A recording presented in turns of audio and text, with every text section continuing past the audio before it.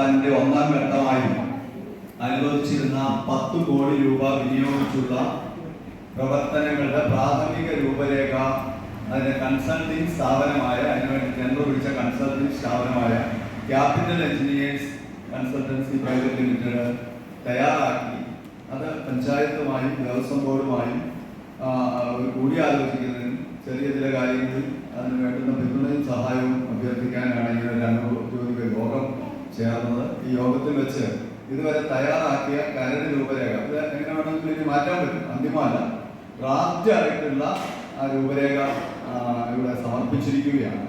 ഇത് പ്രകാരം ഈ 10 കോടി രൂപ വിനിയോഗിച്ച് നിർവഹിക്കുന്ന പ്രവൃത്തികൾ, നിർമ്മാണ പ്രവൃത്തികൾ എന്ന് പറയുന്നത്, ഒന്ന്, നമ്മുടെ വലിയമ്പലത്തിന്റെ കോമ്പൗണ്ടിനുള്ളിൽ നിലവിലുള്ള ടോയ്ലറ്റ് സമുച്ചയം ഡിമോളിഷ് ചെയ്തതിനു ശേഷം പുതിയ ഒരേ സമയം 108 പേർക്ക് ശുചിമുറി സൗകര്യം ഉപയോഗിക്കാൻ പര്യാപ്തമായ നിലയിൽ ആധുനിക സൗകര്യങ്ങളോടുകൂടി ഏറ്റവും മികച്ച നിലയിൽ നമ്മുടെ പുഴവക്കത്ത് നിന്ന് അല്പം മാറി പുതിയ ദേവസ്വം ബോർഡ് കാണിച്ചു തന്നിരിക്കുന്ന സ്ഥലത്ത് പുതിയ ടോയ്ലറ്റ് കോംപ്ലക്സ് പണിയുന്നു.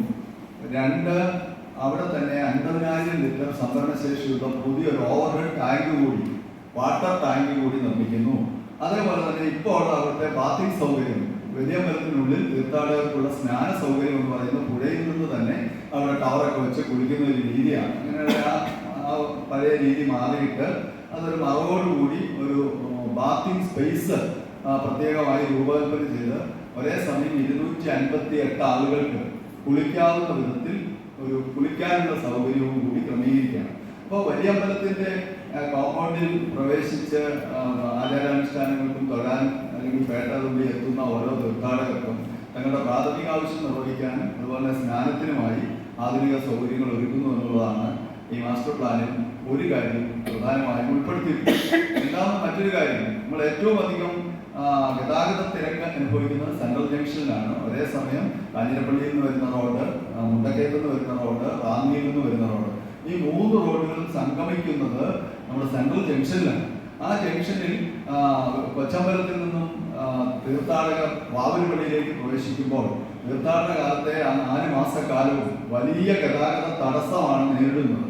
ഒരേ സമയം തീർത്ഥാടകരെ കടത്തിവിടുന്നതിന് വേണ്ടി വാഹനങ്ങൾ പിടിച്ചിടുന്നു, പിന്നെ വാഹനങ്ങൾ കടത്തിവിടുന്നതിന് വേണ്ടി തീർത്ഥാടകരെ തടഞ്ഞു നിർത്തുന്നു. ഇത് വലിയ ഗതാഗത കുരുക്കിന് കാരണമാവുകയാണ്. കാലങ്ങളായി അഭിമുഖീകരിക്കുന്ന ഏറ്റവും വലിയ പ്രശ്നം പരിഹരിക്കുന്നതിന് വേണ്ടി കൊച്ചമ്പലത്തിന്റെയും വാവൂർപള്ളിയെയും ബന്ധിപ്പിച്ചുകൊണ്ട് ഒരു ഫ്ലൈ ഓവർ നിർമ്മിക്കുകയാണ്. അപ്പോൾ ഭൂരിപക്ഷം തീർത്ഥാടകരും ആ ഫ്ലൈ ഓവർ ഉപയോഗിക്കുന്ന ഒരു സ്ഥിതി വന്നാൽ അധിക സമയം വാഹനങ്ങൾ അതിനായി തടഞ്ഞിടേണ്ടി വരികയില്ല, അപകടങ്ങൾ ഒഴിവാകുന്നു. അപ്പോൾ അതാണ് മറ്റൊന്ന്. മൂന്നാമതൊരു പ്രധാനപ്പെട്ട കാര്യം, ടൗണിലെ ഗതാഗത തിരക്ക് ഒഴിവാക്കുന്നതിന് തീർത്ഥാടകരുടേതല്ലാത്ത വാഹനങ്ങൾ മറ്റ് റോഡുകളിലൂടെ വഴിതിരിച്ചു വരുന്നതിന് വേണ്ടി ഒരു റിംഗ് റോഡ് സിസ്റ്റം ഡെവലപ്പ് ചെയ്യാം. അങ്ങനെ റിംഗ് റോഡുകളായി പ്രധാനമായും കണ്ടെത്തിയിട്ടുള്ളത് 5 റോഡുകളാണ്.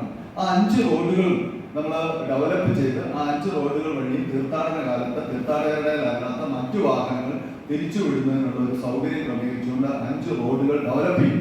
അതോടൊപ്പം പരമ്പരാഗത പാത വീണ്ടെടുക്കുന്നു. ഇപ്പോൾ കാനനപാതയിലേക്കുള്ള നടന്നു പോകുന്ന തീർത്ഥാടകർ പ്രധാനമായും എരുമേലിയിൽ നിന്ന് മുണ്ടക്കയം റോഡെ പോയി പേരുത്തോട്ടിൽ ചെന്ന് അവിടെ നിന്ന് തിരിച്ച് തോരമ്പാറ മുണ്ടപ്പള്ളി റോഡ് 35 റോഡെ സഞ്ചരിച്ച് കോയിക്കക്കാവ് വഴി പോകുന്ന ഒരു സ്ഥിതിയാണ്.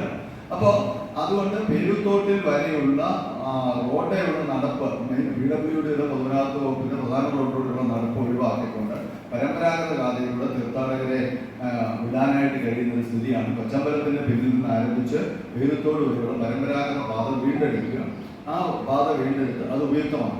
അപ്പൊ ഇതുമായി ബന്ധപ്പെട്ട് പഞ്ചായത്ത് ചെയ്തു കൊടുക്കേണ്ട ചില കാര്യങ്ങളുണ്ട്. ആ കാര്യങ്ങൾ എന്ന് പറയുന്നത് റിംഗ് റോഡുകളായി വികസിപ്പിക്കുന്ന റോഡുകൾക്ക് വീതി കൂടുതൽ കിട്ടുമോ എന്നുള്ളതും, അതുപോലെ പുഴയുടെ തീരത്തുകൂടി പോകുന്ന 1-2 റോഡുകളുണ്ട്. ആ റോഡുകൾ പുഴയുടെ തൊട്ട് തീരത്തു നിന്ന് മാറ്റി കുറച്ചുകൂടി ഒരു 10-20 മീറ്ററൂടെ കുറച്ചുകൂടി ഉൾവശത്തേക്ക് മാറ്റി പുതിയ റോഡ് ഫോം ചെയ്തെടുക്കാൻ കഴിയുമോ എന്നുള്ളതില്ല. അതുപോലെ വീതി ആവശ്യം വരുന്നിടത്ത് വീതി സൗജന്യമായി ഭൂമി സറണ്ടർ ചെയ്ത് കിട്ടുമോ എന്നുള്ളത്, അതുപോലെ പരമ്പരാഗത പാത വീണ്ടെടുക്കുന്നതുമായി ബന്ധപ്പെട്ട കയ്യേറ്റങ്ങളും തടസ്സങ്ങളും ഒഴിപ്പിച്ചെടുക്കുന്ന കാര്യത്തിൽ, അതുപോലെ തന്നെ അവർക്ക് നിർബന്ധമായും സർവേ ചെയ്ത്, ആ കാര്യത്തിൽ ഞാൻ ഇടപെടുന്നതാണ്, സർവേ ചെയ്ത് ബൗണ്ടറി ഫിക്സ് ചെയ്യുന്ന കാര്യത്തിൽ, അതുപോലെ തന്നെ നാളെ തന്നെ റോഡുകൾ സർവേ ചെയ്യുന്നതുമായി ബന്ധപ്പെട്ട് സെൻട്രൽ ഫോറസ്റ്റിന്റെ ഉൾപ്പെടെയുള്ള ക്ലാരിഫിക്കേഷൻ സത്യത്തിൽ അത് പരമ്പരാഗത വനവുമായിട്ട് ഒരു ബന്ധമുള്ളതാണ്.